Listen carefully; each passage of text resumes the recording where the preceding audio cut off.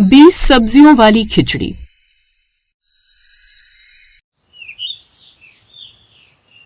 सुमन को अपने परिवार वालों का ख्याल रखना बहुत अच्छा लगता था। वो अक्सर ही उन लोगों की सारी ख्वाहिशों को पूरा किया करती और उनकी पसंद का सारा खाना बनाकर रख दिया करती। आज के दिन भी उसने उन सब लोगों के लिए उनकी पसंद का खाना बनाया हुआ था।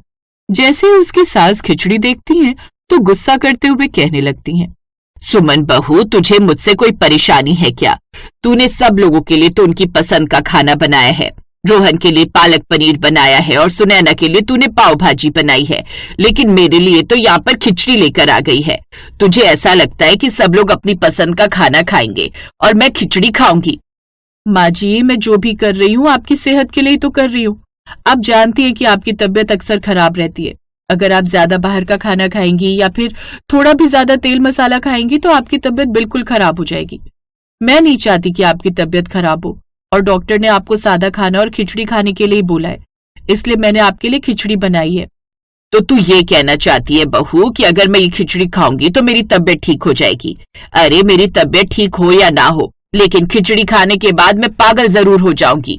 इस खिचड़ी में सिर्फ नमक और पानी के अलावा कुछ नहीं होता है। इससे तो अच्छा होता है कि तू मुझे पानी के अंदर चावल, दाल, नमक और पानी घोलकर दे दिया कर। कुंती ये बोलकर अब गुस्से में बिना खाना खाए वहां से अपने कमरे में उठकर चली जाती है और ये सब कुछ देखकर सुमन को बहुत बुरा लगता है। उसकी आंखों में आंसू भर आते हैं और सुनैना उसे चुप करवाते हुए कहती है, भाभी आप क्यों रो रही हो? आप तो उन लोगों का भला ही चाह रही थी ना। आप भी बहुत अच्छे से जानती हैं कि माँ जी को बाहर का खाना मना है। आप तो उनके भले के लिए कर रही थी जो भी कर रही थी। ये बात मैं समझती हूँ सुनैना, और तुम भी समझती हो, लेकिन ये बात माँ जी को समझ में क्यों नहीं आती? मैंने बचपन में ही अपनी माँ को खो दिया था और अब मैं अपनी सास को खोना नहीं चाहती। इसलिए मैं उनके लिए स्पेशल खिचड़ी बनाती हूँ और देसी घी का तड़का भी लगाती हूँ ताकि उन्हें स्वाद पसंद आए, लेकिन फिर भी वो जब देखो मुझ पर गुस्सा करती रहती हैं। कोई बात नहीं भाभी, आप बिल्कुल भी नाराज मत होइए। आज नहीं तो कल माँ को अपनी गलती का एहसास जरूर होगा और उसके बाद वो खुद आपसे माफी मांगेंगी। बस उन्हें थोड़ा सा समय दे दीजिए। बस एक बार किसी भी तरह माँ जी की तबीयत ठीक हो जाए और उसके बाद मैं माँ जी को वो सारी पसंद का खाना बनाकर खिलाया करूंगी जो कि उन्हें अच्छा लगता है। सुमन खुद भी थोड़ा बहुत खाना खाती है क्योंकि उसका ज्यादा कुछ खाने का मन नहीं था, क्योंकि उसकी सास भूखी थी। रात को सभी लोग अपने कमरे में सोने के लिए चले जाते हैं कि तभी कुंती आधी रात को जागती है और रसोई में बचा हुआ खाना निकाल कर खाने लगती है। तभी वहां पर उसका पति राघव आ जाता है और कहता है, कुंती, ये क्या कर रही हो? सुमन बहू तुम्हारे लिए इतनी ज्यादा मेहनत करती है, तुम्हारे लिए स्पेशल खिचड़ी बनाकर रखती है और तुम आधी रात को उसकी मेहनत पर पानी फेर रही हो। क्या जरूरत है तुम्हें ये सब कुछ खाने की? अगर कुछ दिन खिचड़ी खा लोगी तो मर नहीं जाओगी। तुम पर अगर रोज इसी तरह से अपने स्वाद को लगाम नहीं दोगी तो जरूर बीमार पड़ जाओगी। अब सारा दिन तो बहू मेरे सर पर चढ़कर भांगड़ा करती रहती है, लेकिन कम से कम अब आप तो शांत हो जाइए। अरे, अगर एक इंसान अपनी पसंद का खाना भी नहीं खा सकता तो फिर वो क्या ही करेगा? ठीक है, जो करना है करो। जब तुम्हारी तबीयत खराब हो जाएगी तब तुम्हें एहसास होगा कि तुम्हारी बहू बिल्कुल ठीक कह रही थी। अगर वो तुमसे सख्ती से बर्ताव कर रही थी तो वो सब कुछ तुम्हारे लिए ही कर रही थी। राघव ये बोलकर अब अपने कमरे में सोने के लिए चला जाता है और कुंती तब भी अपनी मर्जी से ही खाना खाती है। सुबह जब राघव ये बात सब लोगों को बता देता है तो अब सुमन उसके लिए खिचड़ी बनाना बंद कर देती है और कुंती वही सब खाया करती जो सब लोग खाया करते। कुछ दिनों के बाद एक दिन सुमन उसे जगाने के लिए जाती है तो कुंती को तेज बुखार हो गया था। उसकी तबीयत बहुत ज्यादा खराब थी। थोड़ी देर में डॉक्टर को बुलाया जाता है और डॉक्टर कुंती का चेकअप करने के बाद कहते हैं, जी देखिए, हमने पहले ही आपको बोला था कि कुंती जी को ज्यादा तेल मसाला देना मना है। उन्हें जितना हो सके पोषक खाना खिलाएं। लगता है इन्होंने बिल्कुल भी पोषक खाना नहीं खाया, तभी उनकी तबीयत इतनी ज्यादा खराब हो गई है। डॉक्टर साहब, हम तो माँ जी को समझा कर थक गए हैं, लेकिन वो हमारी सुनने को राजी नहीं है और अपनी मनमानी करती रहती हैं। अब ये कोई छोटी बच्ची तो है नहीं ना जिन्हें जबरदस्ती अपनी पसंद का खाना खिला दें। अगर इनका ध्यान रखना है तो फिर जो मैंने बोला है वही कीजिए। बाकी अगर अपनी मनमानी करते रहेंगे तो फिर मैं डॉक्टर होकर भी कुछ नहीं कर पाऊंगा, इसीलिए बस समझा रहा हूँ। बाकी आप लोगों की मर्जी है, आप लोग जो चाहें, क्योंकि डॉक्टर का काम तो एक अच्छा कंसल्टेशन देना होता है और मैं वो दे रहा हूँ। डॉक्टर ये बोलकर अपना बैग लेकर वहां से चला जाता है और ये सब कुछ देखकर सुमन को बहुत बुरा लगता है। वो नहीं चाहती थी कि उसकी सास की तबीयत बिल्कुल भी खराब हो। ऐसे ही सुमन बहुत ज्यादा परेशान होती है और वो अपनी पड़ोसन के साथ सब्जियां लेने के लिए जाती है और अपनी पड़ोसन को सब कुछ बता देती है। बस इतनी सी तो बात है ना सुमन, तू इतनी क्यों परेशान हो रही है? तेरी सास को खिचड़ी खाना अच्छा नहीं लग रहा, बल्कि किसी को भी खिचड़ी खाना अच्छा नहीं लगेगा। अरे उसमें कोई स्वाद होता है क्या? सादी खिचड़ी वैसे भी बुरी लगती है और नमक वाली और पानी वाली खिचड़ी तो खाई भी नहीं जाती। तू उन्हें खिचड़ी किसी ऐसे तरीके से क्यों नहीं खिलाती जो कि उन्हें अच्छी भी लगे? ऐसा कौन सा तरीका होता है? पोषक चीज भी कभी स्वादिष्ट हो सकती है क्या? तुम ही बताओ कि आखिर मैं क्या करूं जो मेरी सास खिचड़ी खा ले और ज्यादा उन्हें बुरा भी ना लगे। तू उन्हें सब्जियों वाली खिचड़ी खिला। अगर सब्जी वाली खिचड़ी खाएंगी तो वो पोषक भी होगी और उनकी सेहत को नुकसान भी नहीं करेगी और उसमें स्वाद भी होगा, क्योंकि उसके अंदर कई सारी सब्जियां होंगी। तो उस खिचड़ी के अंदर वो सारी सब्जियां डाल जो कि तेरी सास को अच्छी लगती है। उसके बाद तेरी सास चाहकर भी वो खिचड़ी खाने से खुद को रोक नहीं पाएंगी। सुमन को ये बात बहुत अच्छी लगती है। वो पहले से ही सब्जी बाजार के अंदर मौजूद थी और वो बहुत सारी अपनी सास की पसंद की सब्जियां लेकर आ जाती है और सब लोगों के लिए खिचड़ी बनाती है। आज उसने किसी के लिए भी कुछ स्पेशल नहीं बनाया था, बल्कि पूरे परिवार के लिए खिचड़ी बनाई थी। थोड़ी देर में खाना टेबल पर सज जाता है और उसकी ननद सुनैना कहती है, आज खाने की टेबल पर बर्तन कम क्यों नजर आ रहे भाभी? आपने सब लोगों के लिए कुछ बनाया है क्या? आज मैंने सब लोगों के लिए 20 सब्जियां डालकर खिचड़ी बनाई है, क्योंकि जब माँ जी हेल्दी खा सकती है तो हम क्यों नहीं खा सकते? हमें भी तो अपनी सेहत का ध्यान रखना है ना। ये बात सुनने के बाद कुंती हैरान रह जाती है। ये तो बहुत अच्छा तरीका है, इससे तो हमें कोई परेशानी नहीं होगी और अगर तुम लोग भी खिचड़ी खाओगे तो मुझे भी खिचड़ी खाने में कोई परेशानी नहीं है। माँ जी, ये सब कुछ मैं आपके लिए ही तो कर रही हूँ।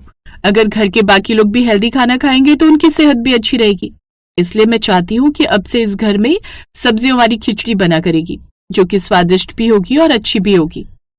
पर बहू, खिचड़ी भी कभी स्वादिष्ट होती है क्या? पिताजी, आप एक बार खाकर देखें। मुझे पूरी उम्मीद है कि आपको ये खिचड़ी जरूर पसंद आएगी।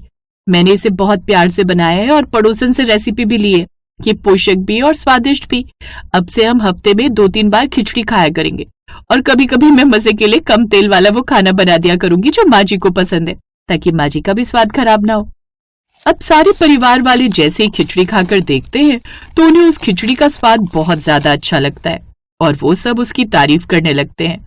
और रोहन कहता है, सच में भाभी, ये तो बहुत ज्यादा अच्छी लग रही है। हम जो भी सब्जी के बारे में सोच सकते हैं वो इसमें, और ये कितनी ज्यादा रंगीन लग रही है। इसका स्वाद भी बहुत अच्छा है। मुझे अच्छा लगा कि तुमने ये बनाई। इस तरह सबकी तारीफें सुनने के बाद सुमन को काफी अच्छा लगता है। साथ ही अब सभी लोग सुमन की तारीफ करने के साथ साथ हेल्दी खाना भी खाने लगते हैं।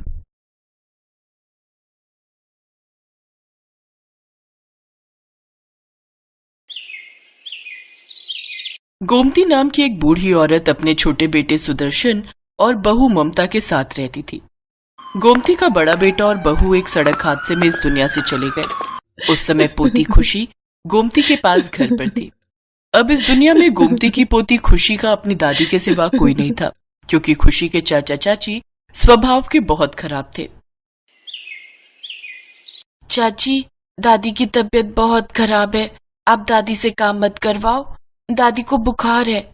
चल हट, बड़ी आई दादी की सगी। ओ बुढ़िया, अभी तक तेरे से बर्तन नहीं धुले? कपड़े कब धोएगी फिर? बस धुल गए बहू, शरीर बहुत दुख रहा था, तबीयत बिल्कुल ठीक नहीं है। रोज रोज का बीमारी का बहाना यहाँ नहीं चलेगा। तुझे और तेरी पोती को घर में रहने की जगह दी है। शाम को मेरी माँ और बहन मुझसे मिलने आ रहे हैं। इसके बाद रसोई में जाकर उनका खाना बनाना, समझी? और साथ में अपनी पोती को भी लगा। सारा दिन इधर उधर घूमती रहती है। दादी लाओ, मैं आपकी मदद करूं। आपकी तबीयत ठीक नहीं है। दादी, चाची बहुत बुरी है। चाची आपको कितना तंग करती है, आपसे कितना काम करवाती है। मेरी बच्ची, तू इतने छोटे छोटे हाथों से कैसे काम करेगी? रहने दे बिटिया, मैं कर लूंगी। गोमती और खुशी की आंखों में आंसू आ जाते हैं।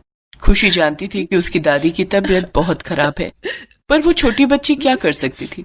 शाम के समय ममता की माँ और बहन रहने आ जाती है। ममता के बच्चों के लिए वो खिलौने और खाने पीने की चीजें लाई थी। खुशी बच्चों को खिलौनों के साथ खेलता देख लेती है और वो उनके पास जाती है। तभी ममता की बेटी महिमा के हाथ से गुड़िया टूट जाती है और वो खुशी पर दोष लगाने लगती है। नानी देखो ना, मौसी देखो ना, खुशी ने मेरी गुड़िया तोड़ दी। ममता, ये लड़की तो बड़ी शैतान है। खुद तो माँ बाप परलोक सिधार गए और छाती पर मूंग दलने के लिए इसे यहाँ छोड़ दिया। बताओ जरा, इतनी महंगी गुड़िया लाई थी मैं महिमा के लिए और इस लड़की ने पल भर में तोड़ दी। हाँ दीदी, ये तो बहुत गलत बात है। तुम इसे सबक क्यों नहीं सिखाती हो कि आज के बाद ये ऐसा कुछ ना करे?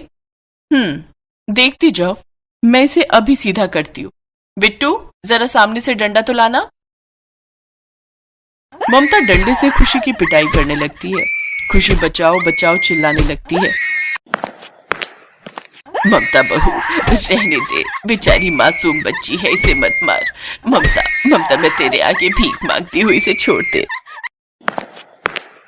सुदर्शन बेटा, अच्छा हुआ तू आ गया। ममता को बोल खुशी को ना पीटे, इस बेचारी का इस दुनिया में कोई नहीं, उसके साथ ऐसा सलूक मत करो। माँ, तुम बीच में मत आया करो। बच्चों को सबक सिखाना जरूरी होता है। ममता उसे किसी वजह से ही पीट रही है और मैं अभी अभी थका हुआ आया हूँ। मुझे इन सब बातों में मत घसीटो।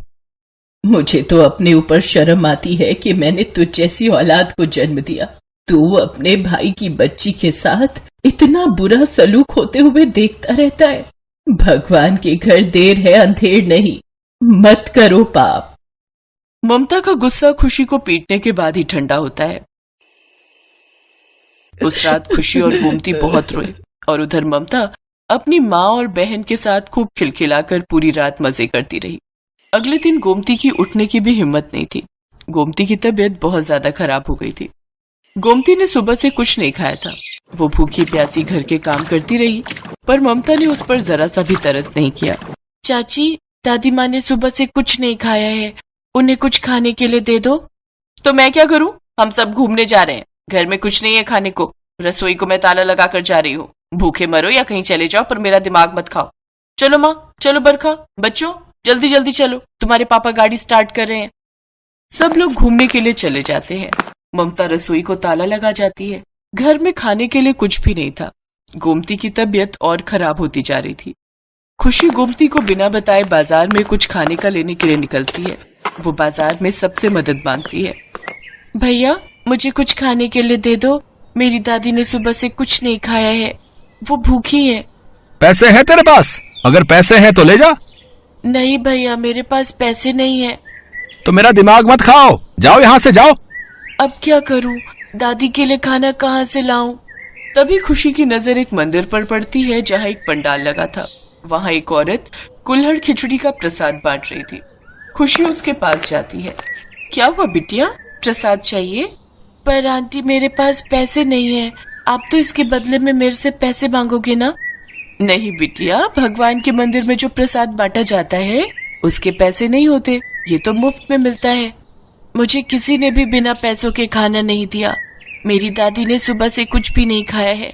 आंटी वो सुबह से भूखी हैं, उनकी तबीयत भी बहुत खराब है। चाचा चाची सब घूमने चले गए। खुशी के आंसू देखकर वो औरत जिसका नाम मालिनी था वो भी भावुक हो जाती है। मालिनी एक ऐसी संस्था चलाती थी जिसमें औरतों को रोजगार मिल सके। मालिनी कुल्हड़ खिचड़ी बनाने का कार्य करती थी। पूरे सप्ताह अलग अलग मंदिरों में कुल्हड़ खिचड़ी बनाकर बंटवाना, यही उनकी संस्था का कार्य था। ये काम मालिनी पिछले 5 वर्षों से करती आ रही थी। अब मालिनी का परिवार भी इसमें सहयोग देता था। मालिनी पैसे वाली होने के साथ साथ दयालु स्वभाव की थी। ईश्वर के प्रति अटूट आस्था के कारण मालिनी ने लोगों की सेवा के लिए ये समाज सेवा का कार्य प्रारंभ किया। मालिनी खुशी के साथ उसके घर पहुंचती है। गोमती की हालत बहुत ही नाजुक थी। मालिनी गोमती को हॉस्पिटल में एडमिट करवाती है। गोमती की तबीयत में सुधार आ जाता है। आपका बहुत बहुत शुक्रिया बिटिया, आपने मेरे लिए जो किया। माताजी, हमारी संस्था का तो काम ही यही है, गरीबों और बेसहारा लोगों की सहायता करना। अब आप परेशान मत होइए, आप भी हमारी संस्था का ही हिस्सा हैं। अब आपको अपने उस नालायक बेटे और बहू के पास रहने की कोई जरूरत नहीं है। हमारी संस्था की तरफ से आपको रहने की जगह और काम दोनों मिलेंगे। हमारी संस्था कुल्हड़ खिचड़ी बनाकर मंदिरों में बांटने का काम करती है, जिसमें आपका भी सहयोग रहेगा। बहुत बहुत शुक्रिया मालिनी जी, आप तो हम दादी पोती के लिए ईश्वर का कोई रूप बनकर आए हो। सचमुच कभी कभी पराये भी अपनों से बढ़कर हो जाते हैं। गोमती अपने बेटा बहू का घर छोड़ देती है। अब वो मालिनी के साथ समाज सेवा का काम करती थी। कुल्हड़ खिचड़ी बनाने में गोमती अपना पूरा सहयोग देती थी। गोमती देखती है बहुत सी बेसहारा महिलाएं इस कार्य में मालिनी को सहयोग देती हैं। मालिनी एक अच्छे स्कूल में खुशी का एडमिशन भी करवा देती है। गोमती को इस बात की तसल्ली थी कि उसने खुशी के बर्बाद होते हुए जीवन को बचा लिया था और ये सब भगवान की कृपा से ही संभव हुआ था।